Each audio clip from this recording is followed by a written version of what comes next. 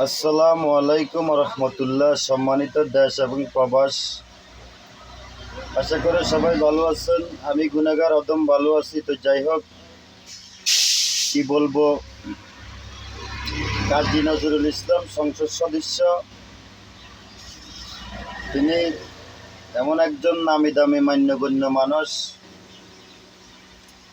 ওই মান্যগণ্য মানুষ এমন একটা ভুল পথে পা দিয়েছেন,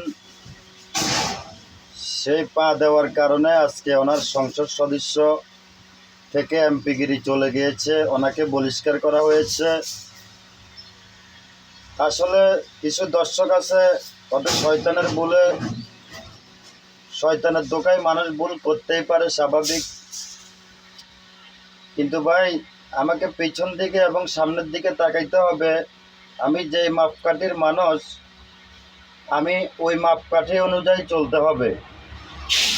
আমরা যারা দাড়ি রেখেছি, টুপি দিয়েছি, পাগলি দিয়েছি, আমরা যদি শয়তানের বলে অপরাধ করি, তাহলে আমাদের অপরাধ দর্শকে মেনে নিবে না। হয়তো যারা মূর্খ মানুষ, দিন মজুরি কাজ করে খায়, যারা প্রচণ্ড পরিশ্রম করে, হয়তো শয়তানের দোকায় পড়ে তারাই ভুল করে প্যাডের দায়ে, প্যাডের অভাবে। আচ্ছা, সংসদ সদস্য ৪ আসনের এমপি, সাতক্ষীরার যিনি এমপি মহোদয়, ওনার কিসের অভাব? উনি এই বয়সে আসি এমন একটা কাজ করলো, এই নিকৃষ্ট কাজটার জন্য আজকে সারা বাংলাদেশ তোলপাড় হয়ে গেল। মিডিয়া এক এক জায়গায় এক এক রকম প্রচার করতেছে, আবার কেউ এটা ঢাকা চাপা দেওয়ার চেষ্টা করতেছে। যেমন নোয়াখালীর একজন বক্তা রফিকুল ইসলাম আফসারি, তিনি এই ফাপটা ঢাকা দেওয়ার জন্যে ভুলভ্রান্তির কথা বলে মানুষের ইমান নষ্ট করতেছে। তা আসলে জামাত ইসলামকে মানুষ খারাপ বলে কেন?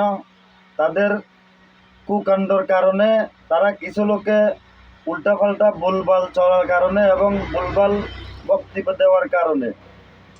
তো যাই হোক, আমি বলবো, যারা সম্মানিত লোক আছেন সম্মানের জায়গায় থাকবেন।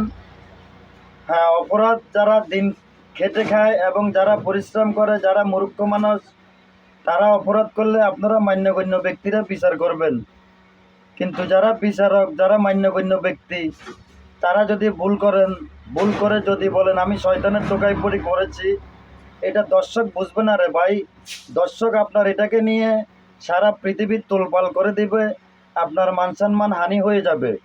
অতএব আমি বলবো, আল্লাহর রাস্তায় আপনাদের কাছে মাপ চাই, এসব কাজ থেকে আপনারা, নিকৃষ্ট কাজ থেকে দূরে থাকবেন, গুণ খুন দর্শন থেকে দূরে থাকবেন। আপনারা সম্মানী মানুষ, সম্মানের জায়গায় থাকবেন, তাহলে দর্শক আপনাদেরকে শ্রদ্ধা করবে, আপনাদেরকে ভালোবাসবে, আপনাদের জন্য দোয়া করবে। মরে যাওয়ার পরেও আপনার কথা মানুষ নিঃশ্বাসে বিশ্বাসে বলবে। তো যাই হোক, আল্লাহ পাক সুবহানাহু ওয়া তাআলা মান্যগণ্য ব্যক্তি যারা আছেন, তাদেরকে যেন মান্যগণ্য জায়গার মধ্যে আল্লাহ পাক থাকার তৌফিক দান করেন এবং তারা ঠিকমতো মান্যগণ্য জায়গাগুলো যেন পরিচালনা করার তৌফিক দান দেন। তো আমিন। সবাই ভালো থাকবেন, সুস্থ থাকবেন, আল্লাহ হাফেজ। শেষে আমি একটা কথাই বলবো, ভিডিওটি শেয়ার করে দিবেন। আর আমার কথায় কোনো ভুল ত্রুটি থাকলে সবাই ক্ষমার দৃষ্টিতে দেখবেন। তা আল্লাহ হাফেজ, আল্লাহ হাফেজ। আসসালামু আলাইকুম রহমতুল্লাহ।